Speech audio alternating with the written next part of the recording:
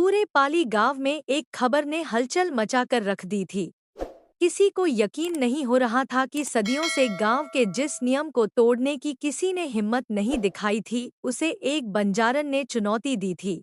गांव की सभी महिलाएं चौपाल पर इकट्ठा हो गई थी।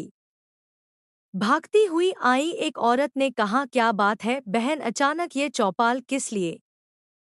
हम भागते हुए आई है, जाने क्या हो गया। अरे वो गांव में जो बिन ब्याही बंजारन है न, आज उसने 5वें बच्चे को जन्म दिया है। क्या 5वां बच्चा, और वो भी बिना ब्याहे? बाप रे, बंजारन को डर नहीं लगता है क्या? डर लगता तो ये सब करती क्या? मुंह में घूंघट दबाए चलती तो बड़ा मटकटक के है। न जाने गांव के किस मर्द को अपने जाल में फंसा कर ये सब कर रही है। पूरे गांव में बंजारन के 5वें बच्चे का शोर था। सब उस आदमी के बारे में जानने के लिए बेताब थे जिसके साथ बंजारन का संबंध होगा। मर्दों की भीड़ में से एक ने कहा, मानना पड़ेगा भैया, वो औरत है तो अप्सरा। अगर गांव के किसी मर्द का मन डोल गया तो कोई बड़ी बात नहीं है। हाँ भाई, कह तो तुम ठीक रहे हो, लेकिन वो जो भी मक्कार है जिसने हमारी परंपरा को तोड़ा है, आज वो आदमी और बंजारन दोनों बचेंगे नहीं। क्योंकि गांव में अब तक जब भी इस बड़े कुएं पर चौपाल लगा है, बड़े मालिक ने हमेशा कठोर फैसला ही लिया है। गांव से बीच में लगे विशाल बरगद के नीचे बड़े कुएं पर चौपाल लगी थी।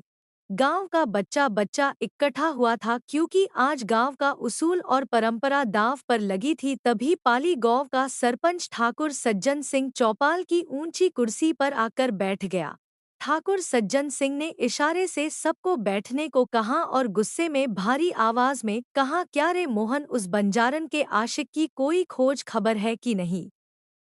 सरपंच ठाकुर का बायां हाथ मोहन फटाक से बोला, नहीं मालिक, वो बंजारन किसी का नाम ही नहीं लेती। तो जाओ और उसे घसीटते हुए यहाँ लेकर लाओ, और हम आखिरी बार पूछेंगे कि किसके साथ उसने मुंह काला कर इन बच्चों को जना है। अगर नहीं बताया तो आज वो होगा जो 50 साल पहले हुआ था। जाओ लेकर आओ उस कुल्टा को।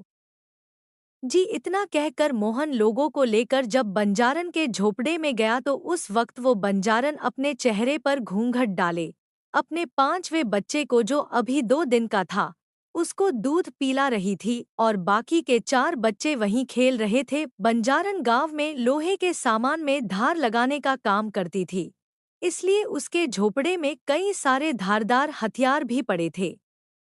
अचानक अपने घर इतने लोगों को देखकर बच्चे रोने लगे, और बंजारन ने जल्दी से अपना घूंघट संभाल बौखलाहट से बोली, मोहन भैया, आप फिर आ गए, और ये सब क्या है? एक अकेली औरत के घर में ऐसे कैसे घुसे आए आप? मोहन हंसते हुआ बोला, अच्छा बहुत सारे नहीं, इसको एक बार में एक ही मर्द चाहिए मुंह काला करने के लिए। सुन, ये सती सवित्री का ढोंग छोड़ और चल चौपाल पर, मालिक ने बुलाया है, मैं कहीं नहीं जाऊंगी। मोहन ने गुस्से में कहा, रघु, इसके बाल पकड़ और ले चल चौपाल, तभी इस कुल्टा मुंह खुलेगा।